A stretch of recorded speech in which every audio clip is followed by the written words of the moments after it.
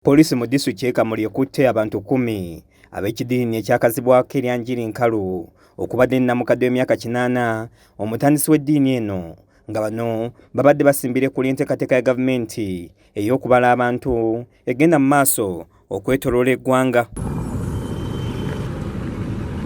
Abakwate kuliko n'abaana 7 nga bano baggiddwa mu maka gaabwe agasangibwa e Nawannende Butafulu ekiri mu ggombolola y'e Bugulumbya nga bano okukwatibwa kiddiridde RDC Rose Birungi okufuna amawulire okuva mu bantu nga waliwo ekidiini ekisimbidde enkola y'okubala abantu ekkuuli nga bagamba nti ya sitaani nga bakiraba bwera nti keetonyo bakagwake abantu baabwe si baakubalibwa. Omulanga eri abantu nti kiba kibi nnyo okwenyigira mu bidiinidiini bino ebitalina mulamwa kubanga bw'ogamba nti no okubala abantu kyabwe kibi kiri mu sitaani ate ng'ogamba okkiriza mu Katonda ne Yesu Kristo omwana we.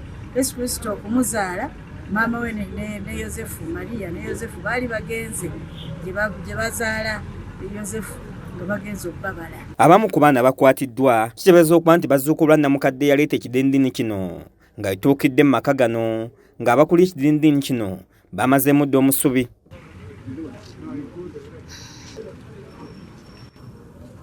Bano bali tebakkiriza abantu baabwe kufuna bujjanjabi yadde okusoma mu kibiina ng'abaana abalala nga basomeseza waka nga bagamba nti begatta awamu n'abaana abalala boonooneka. RDC agamba nti ekidiinidiini kino kyatandikibwa abasumba bataputa Bayibuli ekifuulannenge ne babuzaabuza abantu nga kakasiza okukwatibwa kw'abantu bano era nga bakuvunaanibwa mu mateeka. Naye balemedde kubagambye nti byo bino ebyokubala abantu bya sitaani olwekyo tebajja byenyigiramu.